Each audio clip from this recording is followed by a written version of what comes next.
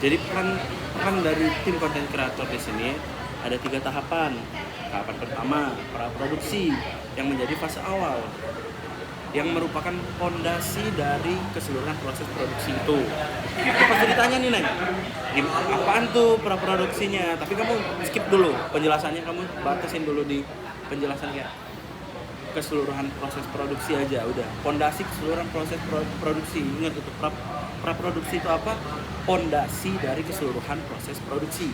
Tahap awal yang menjadi fondasi dari keseluruhan proses produksi. Ingat, situ aja praproduksinya pembahasannya. Udah masuk nih. Tahap kedua itu ada produksi, Pak.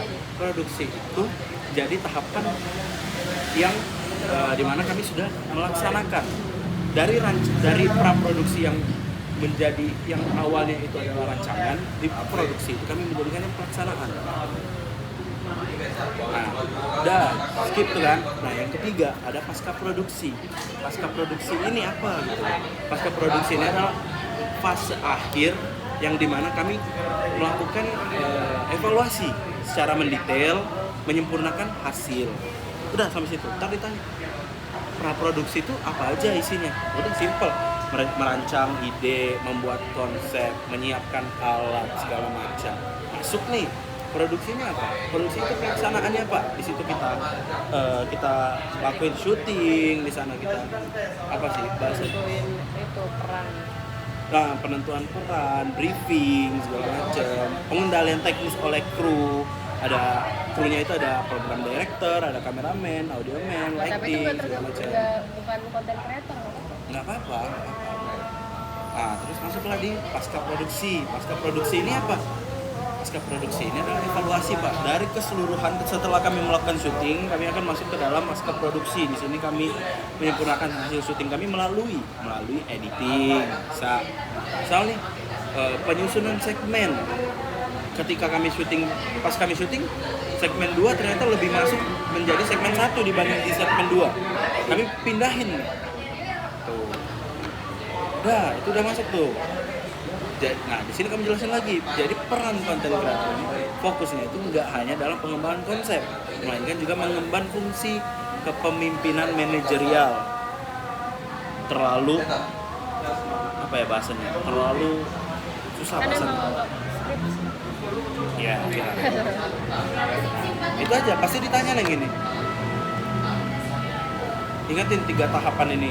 Ini kan di luar kepala bahasanya. Nah, kita masuk ke fokus penelitian.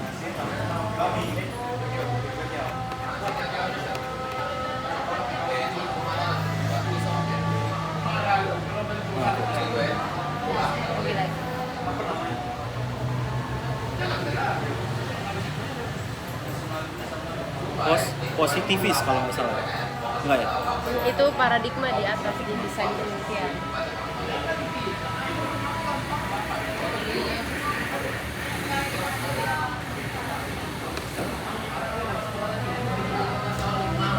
Ini kamu jelas, saya udah bilang kenapa nggak pakai tabel gitu. Setelah saya melakukan bimbingan, saya dan dosen pembimbing saya setuju untuk nggak menggunakan tabel, Pak. Oh, kalau kata Bu Nuri kemarin biar fokusnya tuh nggak kemana-mana, tapi menjawab masalah itu. Oke, nah kamu bilang gini, setelah saya melakukan bimbingan skripsi, saya dan dosen pembimbing saya setuju untuk tidak menggunakan tabel agar fokus kami tidak terpecah dan berfokus pada rumusan masalah kami gitu. Nah, di fokus penelitian ini saya membahas mengenai kreativitas tim konten kreator. Ini jawabannya. Nah, tapi sama nggak sama kayak argumentasi? Sama ngejawab masalah. Kalau kamu nggak ada deskripsi argumentasi utama, deskripsi ini nggak ada argumentasi utama kayak tersurat di dalam sini, itu nggak bakal ditanya. Yang mereka tanya itu apa yang ada di sini aja. Kalau nggak ada argumentasi utama ya berarti mereka nggak bakal nanya tentang argumentasi utamanya.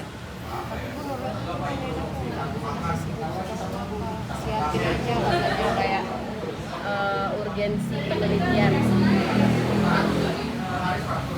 kan udah dijawab tuh argumentasi utamanya. Sama dong kayak fokus penelitian. Kalau yang aku Beda. beda. Kalau argumentasi utama tadi kan kita bahasnya itu secara general aja tuh. Kulitnya doang. Kita bahas kayak perannya tuh cuman segini. Tapi kalau di fokus penelitian ini, kamu ada apa yang namanya paradigmanya itu apa sih yang kamu yang masuk paradigma apa? Positifis. Bukan apa sih namanya yang kemarin kamu bikin 3 tadi? Dimensinya itu. Ada kan dalam sini? Nggak ada. Disuruh benerin nggak usah. Nanti malah jadi kemana-mana kalau pakai dimensi itu. Nah, udah kalau gitu kamu jawabnya ini aja. Di ya kalau di argumentasi utama itu kan saya ditanya nih terus bedanya argumentasi utama kamu sama fokus penelitian kamu apa? Kalau argumentasi utama Pak, saya menjawab apa yang ada di dalam rumusan masalah secara general. Di fokus penelitian ini saya lebih berfokus, lebih detail lagi, lebih mendalam. Di sini saya menjelaskan bagaimana kreativitas tim content creator diwujudkan dalam keseluruhan proses produksi yang mencakup tahap perumusan ide, pengemasan program. Nah ini nggak apa-apa nih, pengemasan program serta penerapan strategi komunikasi yang relevan. Kamu mau bahas pakai kerangka teorimu pun nggak masalah. Nah jadi kamu bilang, nah ini jawaban juga nih. Kreativitas tersebut dipandang tidak hanya sebagai unsur teknis, tapi juga strategi komunikasi yang dimana kita mengetahui Pak. Televisi sekarang, televisi komersial sekarang itu menjadi minatnya menjadi berkurang setelah adanya digital, media digital yang lebih mudah diterima di masyarakat. Nah di sini content creator dengan kreativitasnya melakukan dan membangun kedekatan emosional dengan audiens untuk menjadikan program tersebut lebih menarik dan relevan. Nah, di sini fokus penelitiannya. Fokus penelitiannya itu udah di sini-sini aja. Kamu nggak usah overthinking pertanyaannya gini. Enggak lah. Aku tuh tahu, tapi kayak aku jadi kalau ditanya dadakan tuh nggak bisa ngerangkai kata-kata gitu loh. Kamu berarti harus, ini kamu print nih. Baca terus. Kamu print per subbab kamu catat rangkuman dari dirimu sendiri. Kamu baca. Oh ini poinnya nih. Tuh. Masuk lagi nih. Itu latar belakang, masuk 1.2 rumusan masalahnya. Oh ini poinnya cuman di kreativitas content creator. Masuk lagi manfaat teoritis, manfaat ini bahwa manfaatnya itu untuk ini, manfaat teoritisnya untuk masyarakat mahasiswa yang akan melakukan penelitian